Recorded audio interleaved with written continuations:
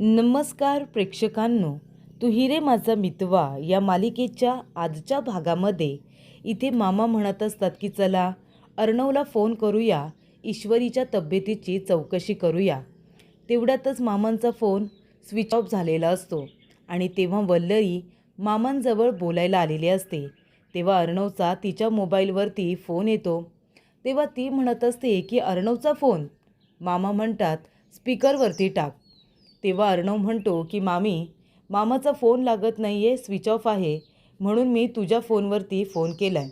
मामाला सांग की ईश्वरी शुद्धीवरती आलेली आहे. तेव्हा मामा म्हणतात अरे वा अर्णव, फोन स्पीकरवरतीच आहे, मी सगळं काही ऐकलं आहे, ईश्वरी शुद्धीवरती आली, ही तर आनंदाची गोष्ट आहे. तेव्हा इथे वल्लरी म्हणते हो ना, खूपच आनंदाची गोष्ट आहे. पण काय रे अर्णव, ईश्वरी शुद्धीवरती आल्यानंतर ती काही बोलली का रे तुला? तेव्हा अर्णव म्हणतो हो, शुद्धीवरती आल्यापासून ती बरंच काही बोलते. तेव्हा इथे मामी म्हणते काय काय बोलत होती? तेव्हा अर्णव आता काहीच बोलत नाही.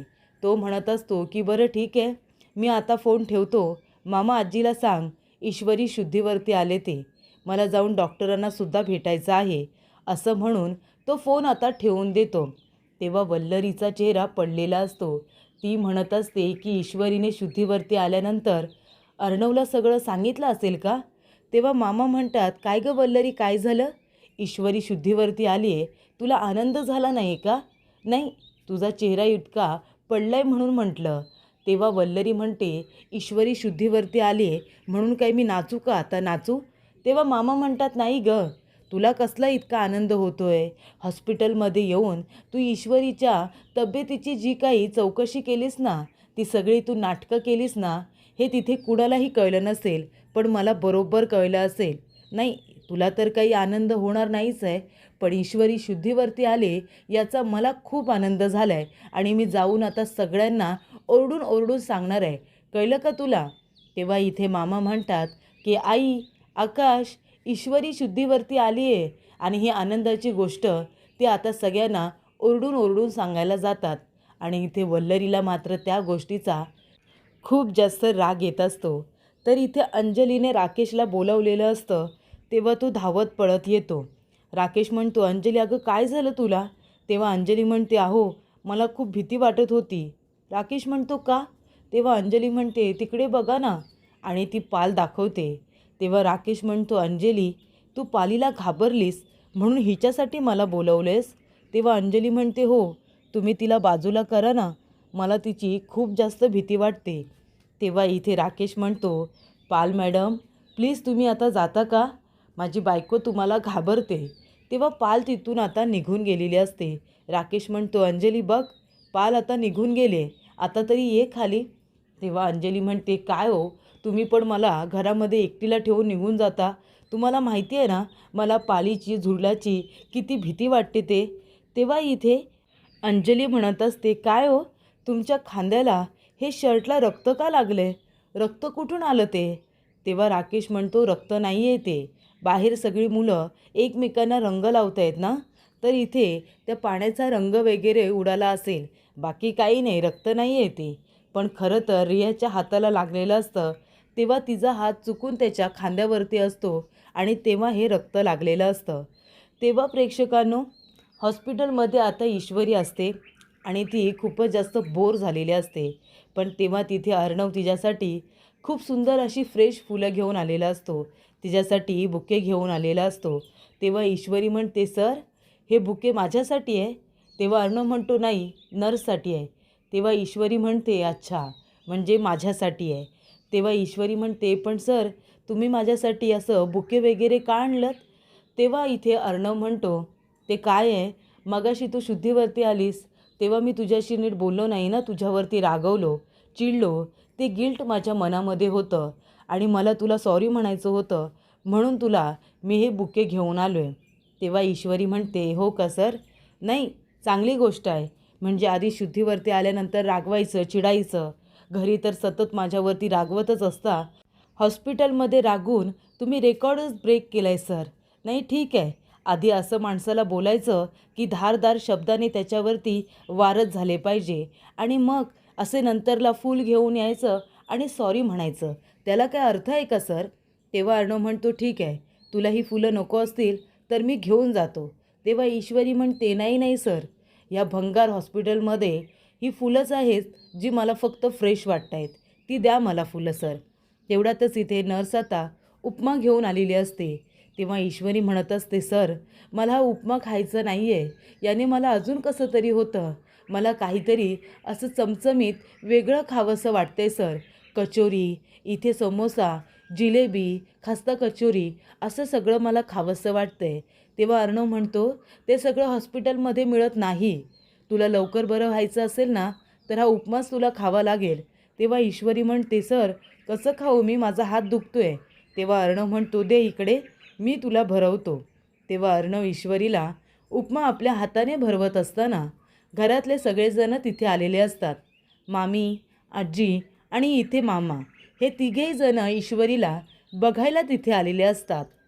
तेव्हा अर्णव इथे ईश्वरीला उपमा भरवत असतो. मामा म्हणत असतात, अरे वा, बायकोची अशी काळजी घेतली जाते तर बघा नवरा कसा बायकोला उपमा भरवतोय. तेव्हा इथे अर्णव लगेचच बाजूला जाऊन उभा राहतो आणि आजीला तिथे बसायला सांगतो. आजी म्हणत असते, ईश्वरी अगं कशी आहेस गं तू, आणि तू का गं एकटी त्या जंगलामध्ये गेली होतीस? तेव्हा ईश्वरी म्हणते, माझ्या मैत्रिणीने सांगितलं होतं त्या जंगलामध्ये काही आयुर्वेदिक औषधं मिळतात आणि ती शरीरासाठी खूप चांगले असतात, म्हणून बाबांसाठी तिथे मी औषध घ्यायला गेले होते आणि तेव्हाच माझ्यावरती गुंडांनी हल्ला केला, मला कळलंसुद्धा नाही. तेव्हा आजी म्हणते, इशू हे बघ, पुढे आता जाऊन ना तू एकटी त्या जंगलात कधीच जायचं नाही या. अर्णवला सांगून जायचं, तुला काही झालं असतं तर मी काय केलं असतं गं? तेव्हा ईश्वरी म्हणते, आजी नका काळजी करू, खरंच सॉरी, माझ्यामुळे तुम्हाला सगळ्यांना खूप त्रास झाला, पण यापुढे मी कधी तिथे एकटी नाही जाणार, अर्णव सरांना सांगूनच जाईन. तेवढ्यातच इथे आता ईश्वरीसाठी जेवण आलेलं असतं आणि ते जेवण म्हणजे डाळीचं पाणी. तेव्हा ईश्वरी म्हणते, नर्स हे असं किती दिवस खावं लागणार आहे मला, मला जास्त तिखटाचं जेवण आवडतं आणि हे तर कमी तिखट जेवण माझ्या तोंडातून फिरायला लागलं आहे, मला हे असं जेवण नको. तेव्हा नर्स म्हणतात, काही दिवस तुम्हाला असं जेवण खावं लागणार आहे. तेवढ्यातच अर्णव डॉक्टरांची फौज घेऊन आलेला असतो. तो म्हणत असतो, मी सिंदूर, हे तुझ्यासाठी डॉक्टर मी अपॉइंट केलेले आहेत. हे आहेत डॉक्टर देशमुख, ते तुझे डायटिशियन आहेत, तुझ्या डाएटची काळजी घेतील. हे आहेत डॉक्टर दंडवते, तुझे फिजिओथेरपिस्ट. ह्या आहेत डॉक्टर माने, ह्या तुझी आता व्यवस्थित काळजी घेतील. तुझ्या ब्रेनला लागलं आहे ना, तुला काउन्सलिंगची गरज लागणार आहे, म्हणून तुला काउन्सलिंग करण्यासाठी ह्या डॉक्टर मी अपॉइंट केलेले आहेत आणि यांना तर तू ओळखतेसच. तुझ्या ब्रेनचं ज्यांनी ऑपरेशन केलं आहे ते आहेत डॉक्टर करंदीकर. तेव्हा इथे डॉक्टर करंदीकर म्हणतात की मॅडम, तुम्ही लवकरच आता बऱ्या होणार आहात, तुम्ही अजिबात काळजी करू नका, कळलं तुम्हाला, फक्त तुम्ही जास्तीत जास्त आराम करा, असं म्हणून डॉक्टर जातात. तेव्हा ईश्वरी म्हणत असते, सर मी आराम तर करेन हो, पण इथलं जेवण जेवून मी अजून आजारी पडणार आहे. हे डाळीचं पाणी खाऊन मला बरं वाटणार आहे का सर? इथे तुम्ही सगळ्या डॉक्टरांना बोलावलं, पण माझ्या दिलाचं काय? त्याचीसुद्धा काळजी घेतली गेली पाहिजे ना. जर माझा दिलच खुश नसेल तर मी बरी कशी होणार आहे? तेव्हा अर्णव म्हणतो, म्हणजे तुझ्या दिलाला नाही लागले मी सिंदूर, तुझ्या ब्रेनला लागले ना? ती म्हणते, हो सर, पण जेव्हा ब्रेनला लागतं ना तेव्हा सगळ्यात जास्त आजारी दिल असतो, कारण सगळा त्रास त्यालाच सहन करावा लागतो ना. सर आता मी तुम्हाला काय स्वतःच्या तोंडाने सांगू का, निर्लज्जासारखी? तरी पण सांगते सर, व्हॅलेंटाईन डे निघून गेला, आता मी या हॉस्पिटलमध्ये 4 भिंतींमध्ये अडकून पडले. आपण व्हॅलेंटाईन डे साजरा केला का लग्नानंतरचा? नाही. आणि इथे तर तुम्ही मला विश पण केलं नाही आहे, उलट इथे मला हॉस्पिटलमध्ये तुम्ही ठेवले आहेत. मला हे अजिबात आवडलेलं नाही आहे सर. जाऊ दे बाबा, तुम्हाला काही कळतच नाही की दिलाची काळजी कशी घेतली जाते ते. जाऊ दे. आणि ती आता जेवणाचं ताट परत करते आणि इथे झोपून जाते. तेव्हा अर्णवला कळतच नाही की नेमकं इथे ईश्वरीला काय सांगायचं तरी काय आहे, काय बोलायचं काय आहे तिला. तेव्हा प्रेक्षकांनो, आकाश इथे खूपच जास्त उदास असतो. तेव्हा इथे आकाश म्हणत असतो, आजी मला दीचं वागणं खरंच काही कळतच नाही आहे गं. म्हणजे मी ईश्वरीबद्दल सांगायला फोन केला होता, तिने विचारपूस करण्यासाठी फोन तर नाहीच घेतला, पण ती साधं इथे ईश्वरीला बघायलासुद्धा आलेली नाही आहे. मला दीचं वागणं अजिबात आवडलेलं नाही आहे आजी. तेव्हा इथे आजी म्हणते, मलासुद्धा कधीच वाटलं नव्हतं की अंजली असं वागेल. अरे एखाद्याचा राग येतो, पण जेव्हा असं काहीतरी घडतं तेव्हा एकमेकांची विचारपूस तर केली पाहिजे ना, असं इकडे आता आजीसुद्धा म्हणत असते. त्यानंतर इथे अर्णव बाहेर येतो. तेव्हा अर्णव म्हणतो, काय झालं, तुम्ही दोघेजण इतके अपसेट का आहात?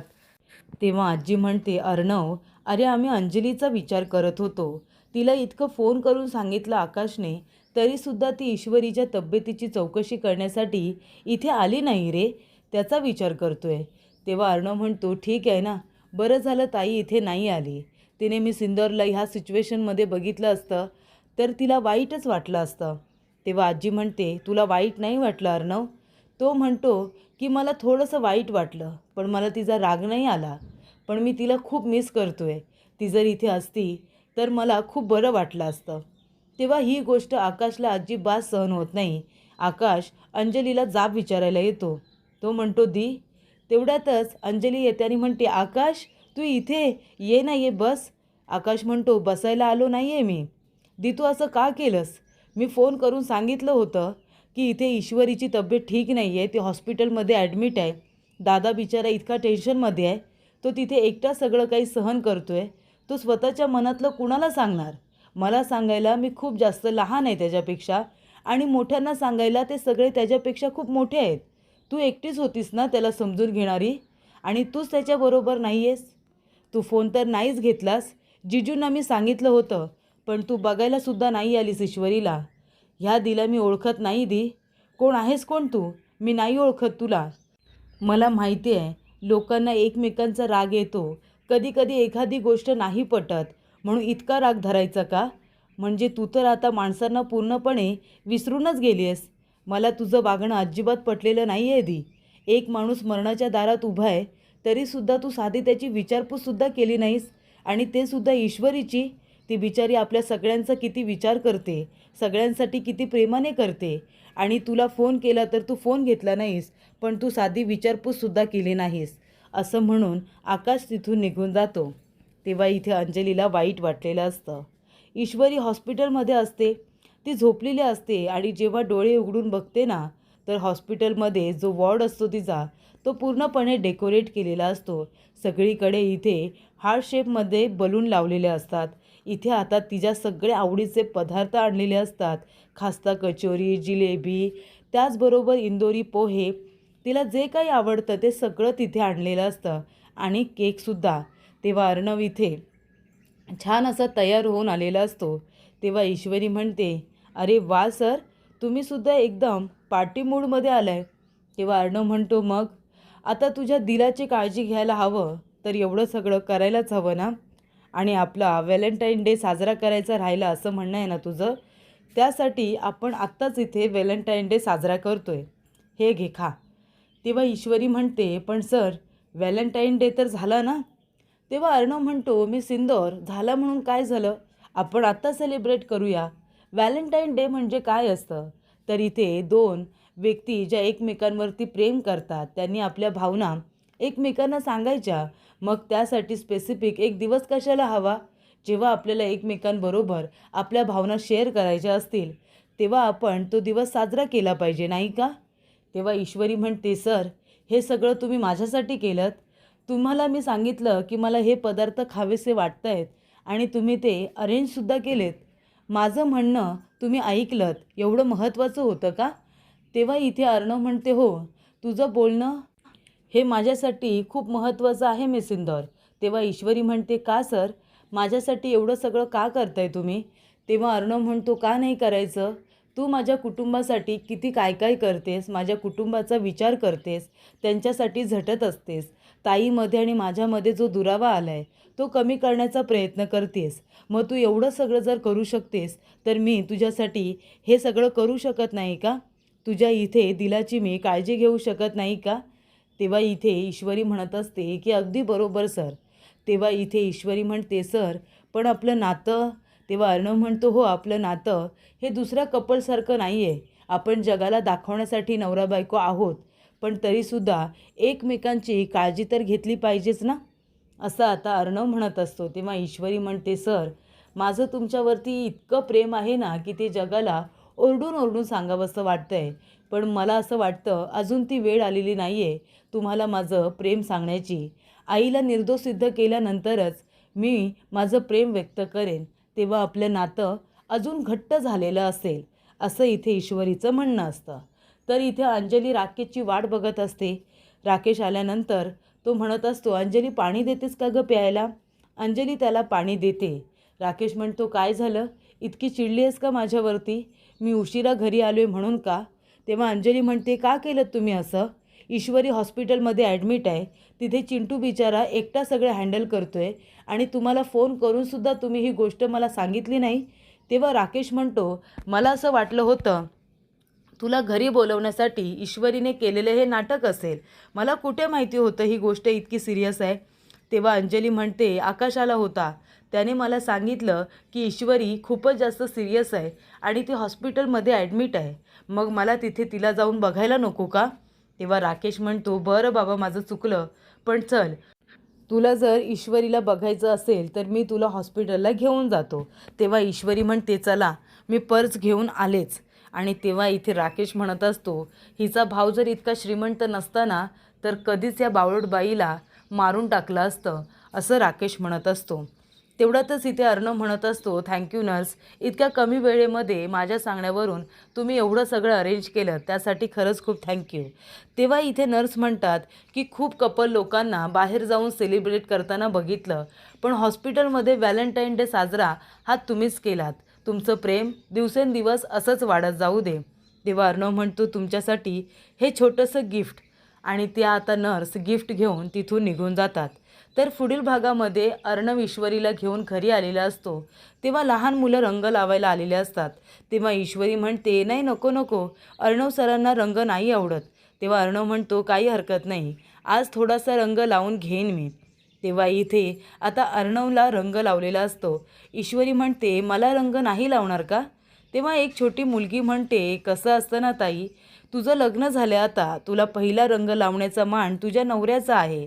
नवऱ्याने रंग लावला ना की प्रेम वाढतं, असं माझी आई म्हणते. तेव्हा आता तुझ्या नवऱ्याने तुला रंग लावायला हवा. तेव्हा अर्णव म्हणतो, ठीक आहे. तेव्हा अर्णव इथे ईश्वरीला आपल्या हाताने रंग लावतो आणि तिला उचलून घेऊन आपल्या रूममध्ये येतो.